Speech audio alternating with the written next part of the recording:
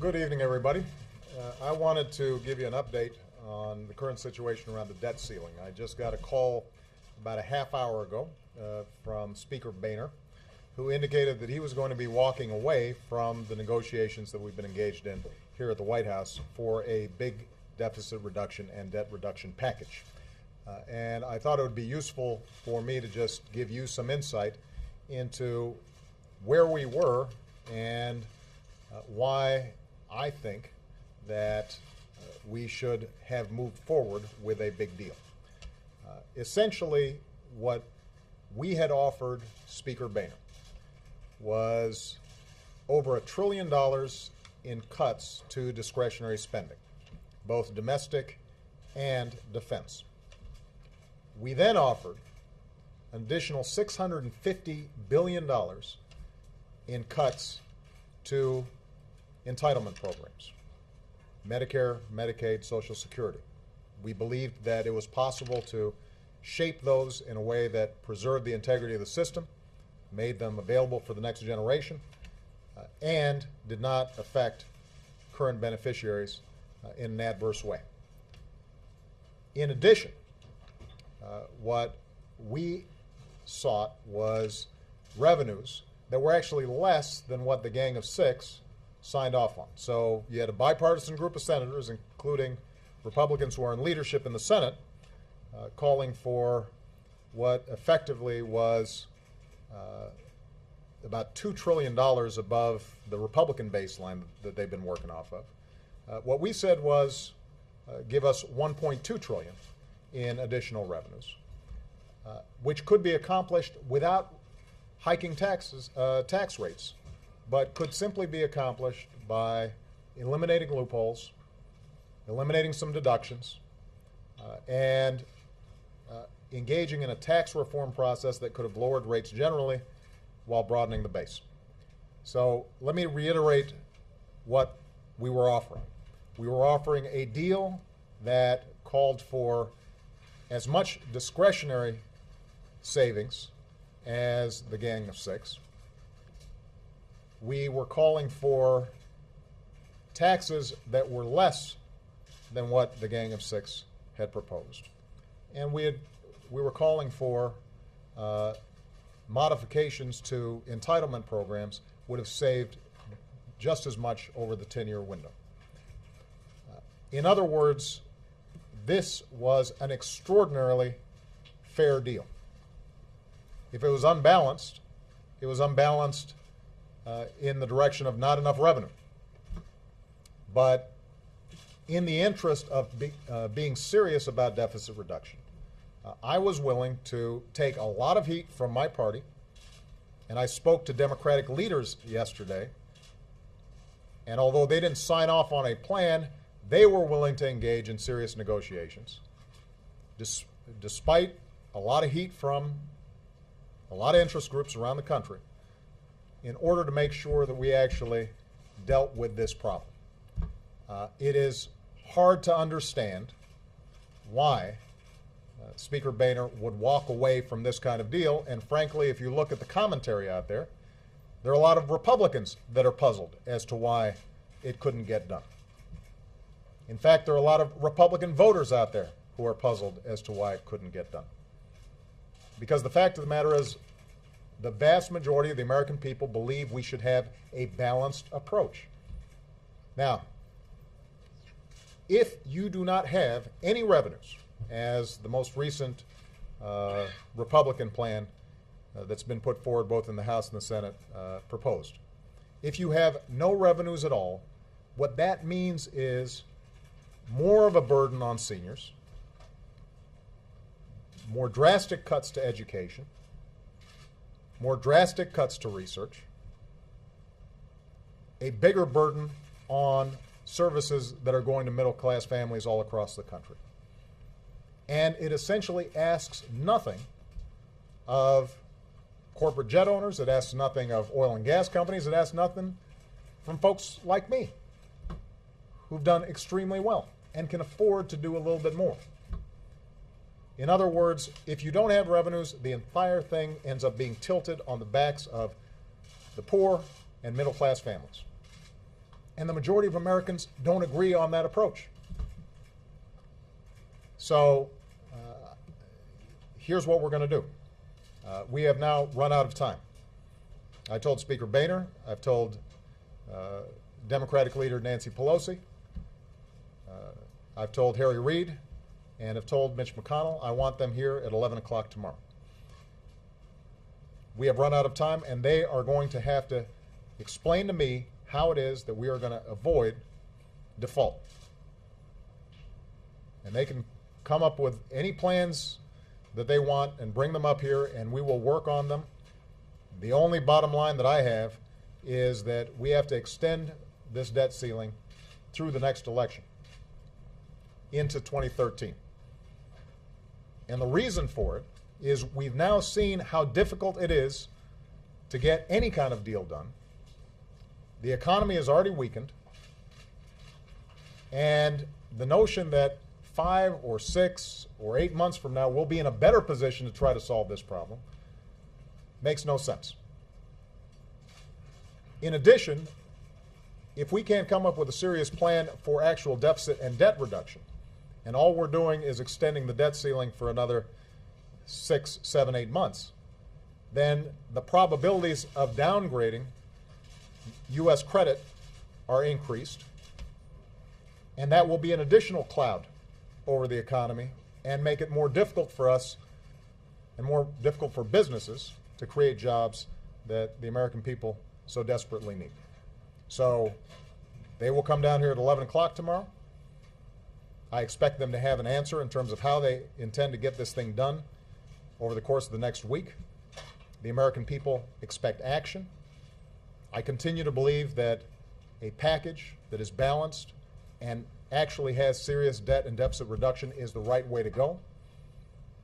And the American people, I think, are fed up with political posturing and an inability for politicians to take responsible action as opposed to dodge their responsibilities.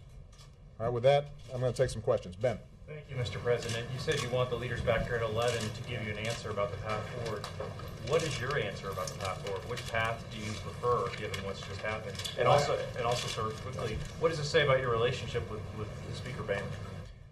Well, with respect to my relationship with Speaker Boehner, we've always had a cordial relationship. We had very intense negotiations. I'm going to have my team brief you exactly on how these negotiations proceeded. Up until sometime early today, when I couldn't get a phone call returned, my expectation was that Speaker Boehner was going to be willing to go to his caucus and ask them to do the tough thing but the right thing. I think it has proven difficult for Speaker Boehner to do that. I've been left at the altar now a couple of times. And I think that one of the questions that the Republican Party is going to have to ask itself is, can they say yes to anything? Can they say yes to anything? I mean, keep in mind, it's the Republican Party that has said that the single most important thing facing our country is deficits and debts. We've now put forward a package that would significantly cut deficits and debt. It would be the biggest debt reduction package that we've seen in a very long time. And it's accomplished without raising individual tax rates. It's accomplished in a way that's compatible with the no tax pledge that a whole bunch of these folks signed on to because we were mindful that they had boxed themselves in. And we tried to find a way for them to generate revenues in a way that did not put them in a bad spot. And so the question is, what can you say yes to? Now, if their only answer is what they've presented, which is a package that would effectively require massive cuts to Social Security, to Medicare, to domestic spending, with no revenues whatsoever, not asking anything from the wealthiest in this country or corporations that have been making record profits, if that's their only answer, then it's going to be pretty difficult for us to figure out where to go. Because the fact of the matter is, that's what the American people are looking for, is some compromise, some willingness to put partisanship aside, some willingness to ignore talk radio or ignore activists in our respective bases and do the right thing. And to their credit, Nancy Pelosi, Harry Reid, the Democratic leadership, they sure did not like the plan that we were proposing to Boehner.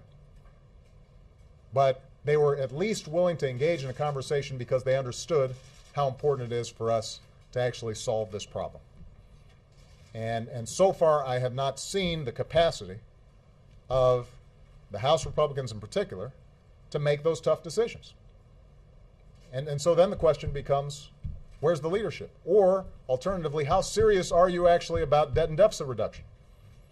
Or do you simply want it as a campaign ploy going into the next election? Now, in terms of where we go next, here's the one thing that we've got to do. At minimum, we've got to increase the debt ceiling. At minimum. I think we need to do more than that. But as I've said before,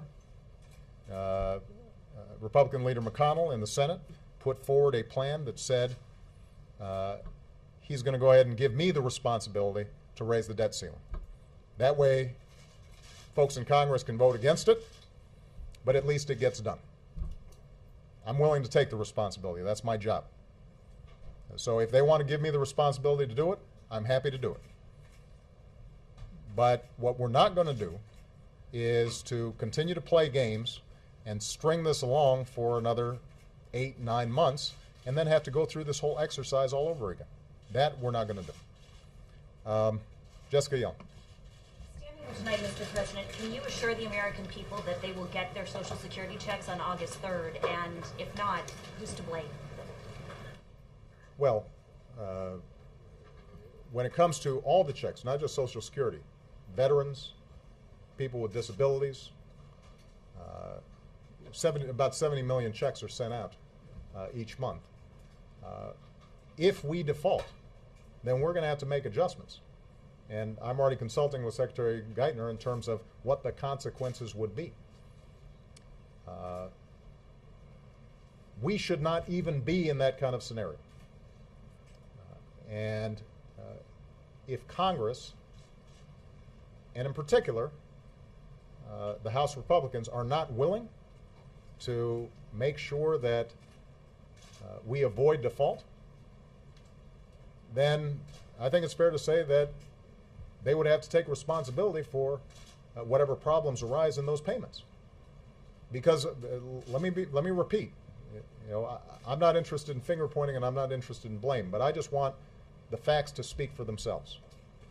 We have put forward a plan that is more generous to Republican concerns than a bipartisan plan that was supported by a number of Republican senators, including at least one that is in Republican leadership in the Senate.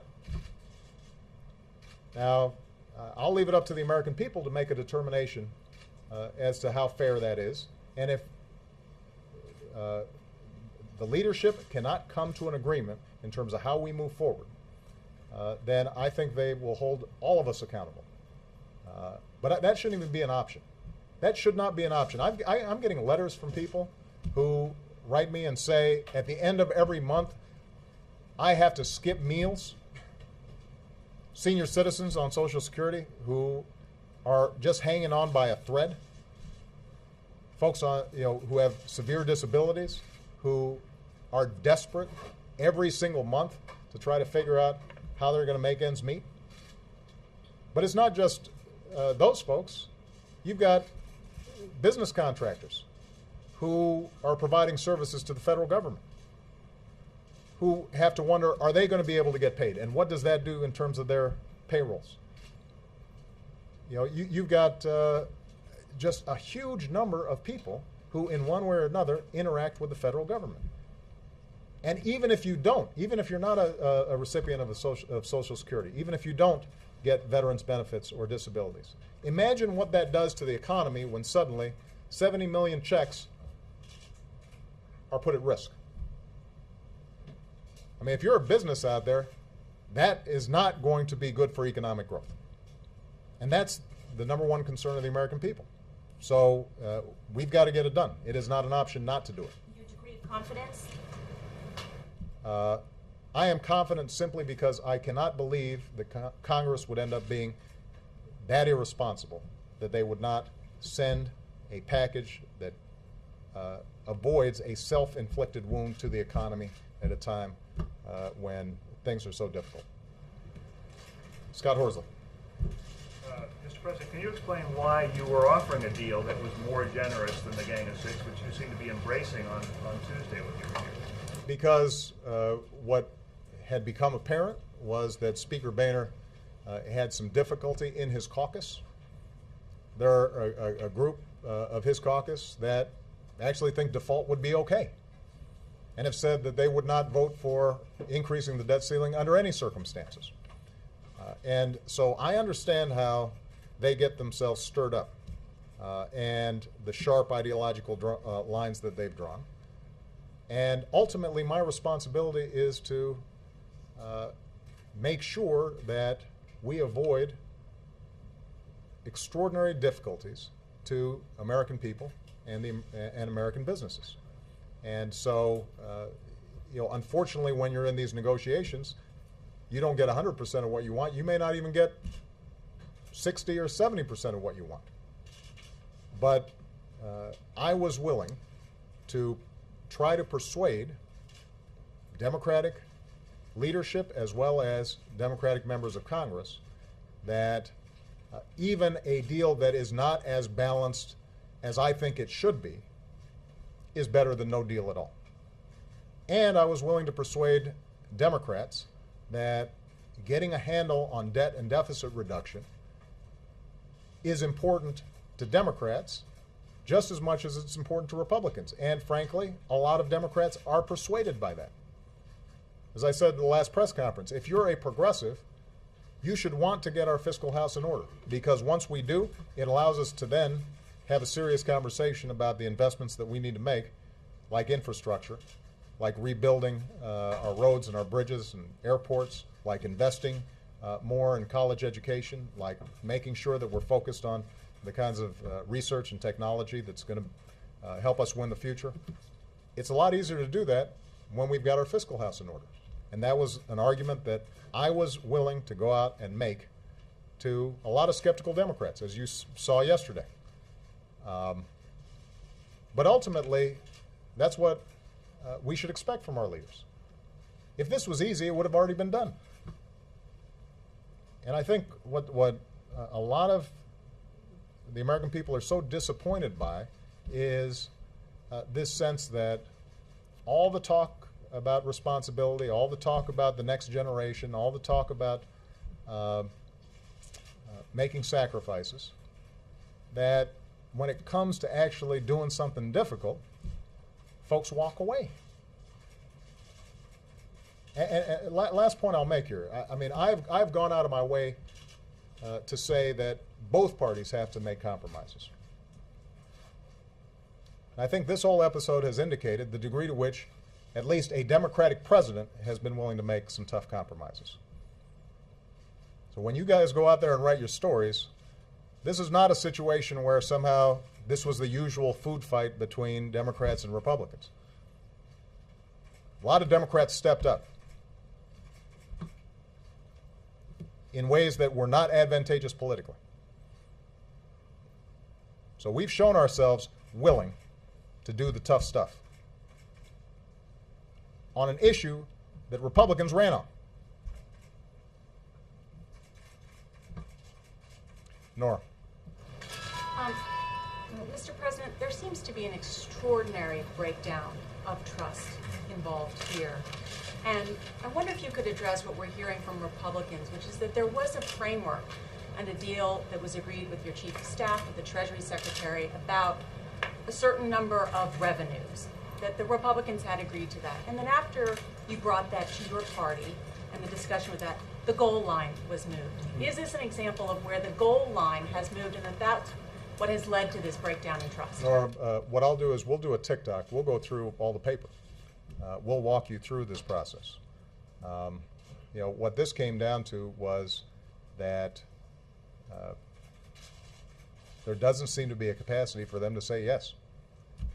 Now, what is absolutely true is we wanted more revenue than they had initially offered. But as you'll see, the spending cuts that we were prepared to engage in were at least as significant as the spending cuts that you've seen in a whole range of bipartisan proposals, and we had basically agreed within $10 billion, $20 billion. We were within that range. So that wasn't the reason this thing broke down. And we were consistent in saying that it was going to be important for us to have at least enough revenue that we could protect current beneficiaries of Social Security, for example, or current beneficiaries of Medicare, that we weren't slashing Medicaid so sharply that states suddenly were going to have to throw people off the health care rolls. And we were consistent in that. So I want to be clear. I'm not suggesting that we had an agreement that was signed, sealed, and delivered. The parties were still apart as recently as yesterday. But when you look at the overall package, there's no changing of the goalposts here. There has been a consistency on our part in saying we're willing to make the tough cuts and we're willing to take on the heat for those difficult cuts, but that there's got to be some balance in the process. What I've said publicly is the same thing that I've said privately, and I've done that consistently throughout this process. Now, with respect to this breakdown in trust, I think that we have operated above board consistently. There haven't been any surprises. I think the challenge really has to do with the seeming inability, particularly in the House of Representatives, to arrive at any kind of position that compromises any of their ideological preferences. None. And you've heard it. I mean, I'm not making this up. I think a number of members of that caucus have been very clear about that. And But they were willing to give on some revenues, apparently. absolutely. But what you saw, and again, you'll see this from the description of the deal. Essentially, what they had agreed to give on is to get back to a baseline. This starts getting technical, but there were about $800 billion in revenue that were going to be available. And what we said was, when you've got a ratio of $4 in cuts for every $1 of revenue, that's pretty hard to stomach. And we think it's important to make sure that whatever additional revenue is in there covers the amount of money that's being taken out of entitlement programs. That's only fair. If I'm saying to future recipients of Social Security or Medicare that you're going to have to make some adjustments, it's important that we're also willing to make some adjustments when it comes to corporate jet owners or oil and gas producers or people who are making millions or billions of dollars. Wendell. Where's Wendell? Wendell's not here. Leslie. Is Leslie here? Yes. There you go. Thank you. You've said that your bottom line has been the big deal. That's not going to happen. Are you going to be willing to go back to just raising the debt ceiling bill? Well, I think I've been consistently saying here in this press room and everywhere that it is very important for us to raise the debt ceiling. We don't have an option on that. So if that's the best that Congress can do, then I will sign a extension of the debt ceiling that takes us through 2013. I don't think that's enough. I think we should do more. That's the bare minimum. That's the floor of what the American people expect us to do. So I'd like to see us do more, and when I meet with the leadership tomorrow, I'm going to say, let's do more. But if they tell me that's the best they can do, then I will sign an extension that goes to 2013, and I will make the case to the American people that we've got to continue going out there and solving this problem. It's the right thing to do, and it's time to do it. We can't keep on putting it off. You suggested that Speaker Boehner didn't return phone calls this afternoon. Could you elaborate a little bit on that? You know, I'm less concerned about me having to wait for my phone call return than I am the message that I received when I actually got the phone call. I'm going to make this last question. Go ahead. Yeah, the markets are closed right now, obviously. Yeah. What assurances can you give people on Wall Street? Are you going to be reaching out to some people on Wall Street so that when Monday comes, we don't see a reaction to the news that's developing right now? Well, I think it's very important that the leadership understands that Wall Street will be opening on Monday, and we better have some answers during the course of the next several days. What can you say to people who are watching, who work on Wall Street, who might find this news a bit alarming, perhaps? Well, I think what you should say, here's what I'd say. I remain confident that we will get an extension of the debt limit and we will not default. I am confident of that. I am less confident at this point that people are willing to step up to the plate and actually deal with the underlying problem of debt and deficits. That requires tough choices. That's what we were sent here to do. I mean, the debt ceiling, that's a formality. Historically, this has not even been an issue. It's an unpleasant vote, but it's been a routine vote that Congress does periodically. It was raised 18 times when Ronald Reagan was president. Ronald Reagan said default is not an option, that it would be hugely damaging to the prestige of the United States. And we shouldn't even consider it. So that's the easy part. We should have done that 6 months ago. The hard part is actually dealing with the underlying debt and deficits and doing it in a way that's fair. That's all the American people are looking for, some fairness. I can't tell you how many letters and emails I get, including from Republican voters, who say, look, we know that neither party is blameless when it comes to how this debt and deficit developed.